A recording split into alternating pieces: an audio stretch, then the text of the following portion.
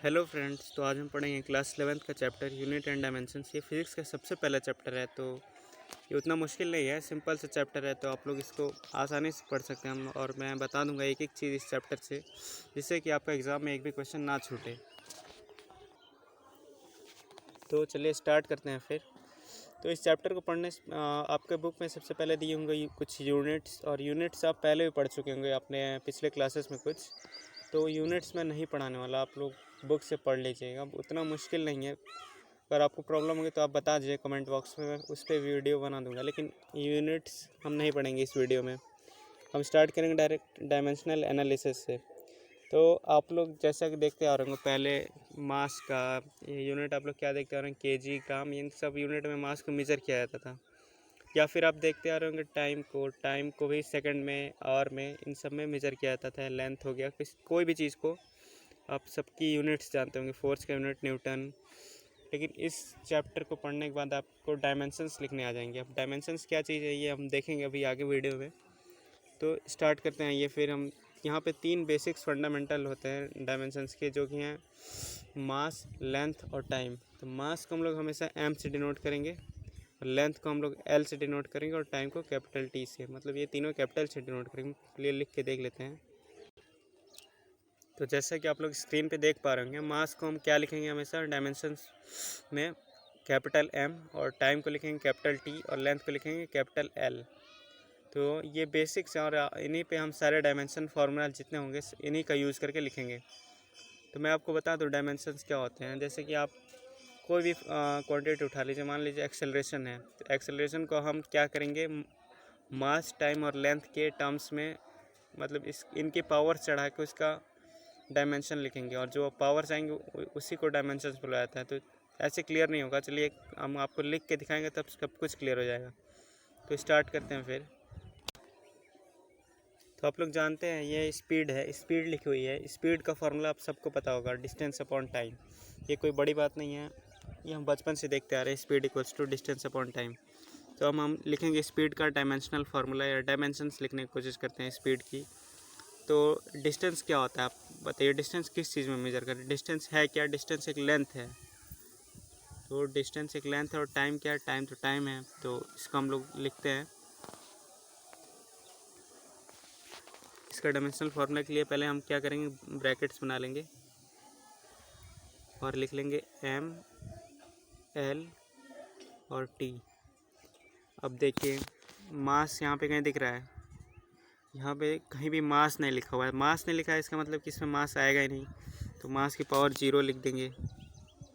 Length यहाँ पे, तो डिस्टेंस दिख रहा है, डिस्टेंस कितना है? डिस्टेंस की पावर है 1, तो लेंथ क्या लगाएंगे हम? 1। ये सिंपल सा। और टाइम क्या है? टाइम भी 1 है, लेकिन टाइम क्या दिख रहा है आपको? अपॉन में, डिस्टेंस बाई टाइम। तो टाइम नीचे है, तो टाइम को ऊपर लाने के लिए पावर में -1 लगाना पड़ेगा। तो यहाँ पे टाइम 1 है, वो क्या है ऊपर आने पे? वो भी -1 है। इसका डायमेंशनल फार्मूला क्या हो गया? एम की पावर 0, एल की पावर -1 और टी की पावर -1। सॉरी, एम 0, एल की पावर 1 और टी की पावर -1, मैंने गलत बोल दिया। तो ये क्या हो गया? स्पीड का डायमेंशनल फार्मूला। अब इसमें मैं आपको बता रहा था डायमेंशंस क्या होती हैं। तो डायमेंशंस ये सारी चीज़ें नहीं हैं। डायमेंशंस क्या है कि ये जो पावर्स है ना, ये जो पावर्स दिख रही हैं आपको, यही डायमेंशंस बोली जाती हैं।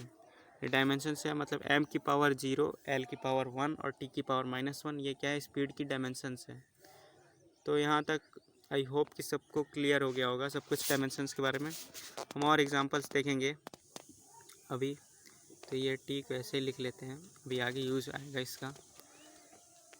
तो चलिए फिर देखते हैं। तो अब हम जिस चीज़ का डायमेंशन लिखेंगे वो है मोमेंटम। मोमेंटम के बारे में भी आपको पता होगा, मोमेंटम क्या होता है? पी, और आपका फार्मूला भी आपको इन सब का पता होगा। तो मोमेंटम का फार्मूला क्या होता है? P equals to M V. M क्या है यहाँ पे? मास, और वी क्या है? वेलोसिटी।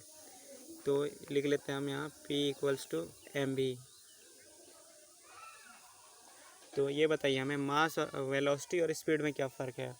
वेलोसिटी क्या होती है? वेक्टर क्वांटिटी, और स्पीड क्या होती है? Scalar quantity. लेकिन है दोनों लगभग एक ही चीज़।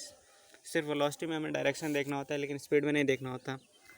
तो यूनिट अगर देखें तो वेलोसिटी और स्पीड की यूनिट सेम ही होती है, मीटर पर सेकंड। मतलब कि स्पीड का फार्मूला डिस्टेंस बाय टाइम, और वेलोसिटी का डिस्प्लेसमेंट बाय टाइम। तो डिस्प्लेसमेंट और डिस्टेंस सेम चीज़ है, लेंथ है दोनों, तो स्पीड की जो यूनिट होंगी वही वेलोसिटी की भी होंगी। तो यहाँ पे हमें मोमेंटम में क्या देखना है, मास इनटू वेलोसिटी। तो वेलोसिटी वाला तो सेम हो जाएगा स्पीड वाला डायमेंशन, और सिर्फ यहाँ पे क्या आ गया, एक मास। तो अभी हमने वेलोसिटी का डायमेंशन क्या देखा था, m0, l1 और t-1। तो m पे अभी छोड़ देते हैं, l पे लिख लेते हैं 1 और t पे क्या देखा था हमने, -1।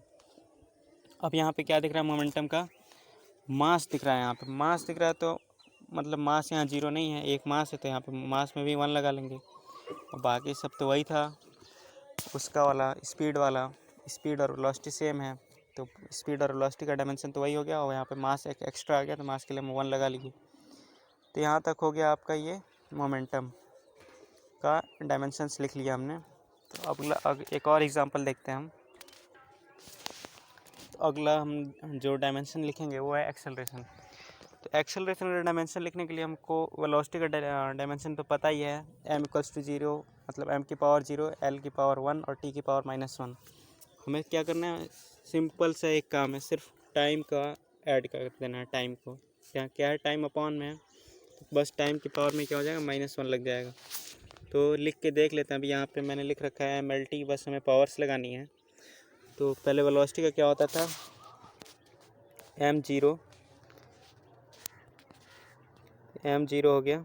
l पे क्या होता था, वेलोसिटी 1 होता था, और t पे क्या होता था, वेलोसिटी -1 होता था। लेकिन यहाँ पे एक और टाइम है, तो टाइम ये भी नीचे में ये भी ऊपर जाएगा, तो -1 हो जाएगा। -1 और -1 ऐड हो क्या हो जाएगा, -2। तो इसका डायमेंशनल फार्मूला क्या हो गया, m⁻0, l⁻1 और t⁻−2। तो ये हो गया एक्सेलरेशन का डायमेंशनल फार्मूला। अब हम देखेंगे फोर्स का डायमेंशनल फार्मूला कैसे लिखते हैं। फोर्स इक्वल्स टू क्या होता है, मास इनटू एक्सेलरेशन। तो अभी हमने एक्सेलरेशन का डायमेंशनल फार्मूला लिख लिया है। तो फोर्स का लिखना हमारे लिए बहुत सिंपल हो चुका है। तो देखते हैं अभी फोर्स का लिख के, m, l और t। अब बताइए हमें एक्सेलरेशन का क्या था, यहाँ पे m0, l1 और t-2। तो m को रहने देते हैं, l और t लिख लेते हैं, क्योंकि यहाँ तो सिंपल एक्सेलरेशन है। और मास सिर्फ यहाँ पे एक एक्स्ट्रा आ चुका है, तो एक्स्ट्रा आ चुका है, तो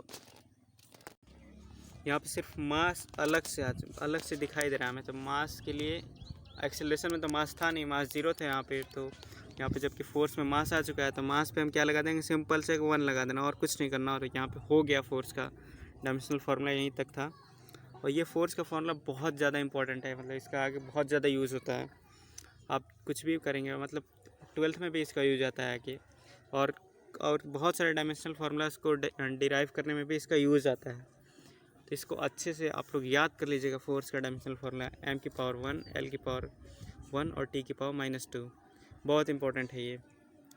फोर्स का डायमेंशनल फार्मूला ज़रूर से याद कर लीजिएगा। अब हम पढ़ेंगे वर्क डन के लिए डायमेंशनल फार्मूला।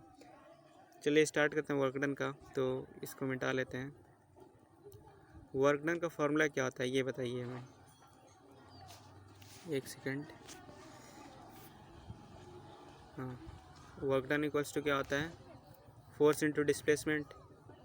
ये सबको पता होगा, नहीं भी पता होगा तो इतना पढ़ सकते हैं आप लोग।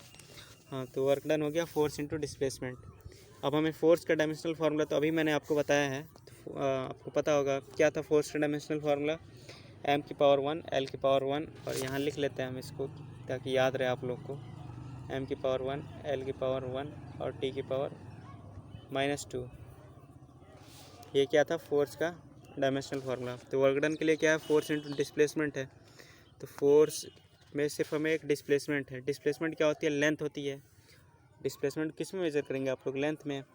तो यहाँ पे भी सिर्फ सिंपल सा है, क्या है, मल्टीप्लाई में है, तो हम क्या करेंगे, ऐड कर देंगे लेंथ को एक, बाकी सब कुछ फोर्स वाला ही होगा। तो m, l और t लिख लेते हैं।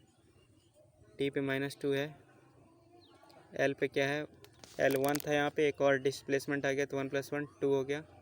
और मास 1 था यहाँ पे, और मास यहाँ भी 1 ही रहेगा, क्योंकि मास तो एक्स्ट्रा ऐड नहीं हुआ, बाकी जो था वही था। तो ये है वर्क डन का।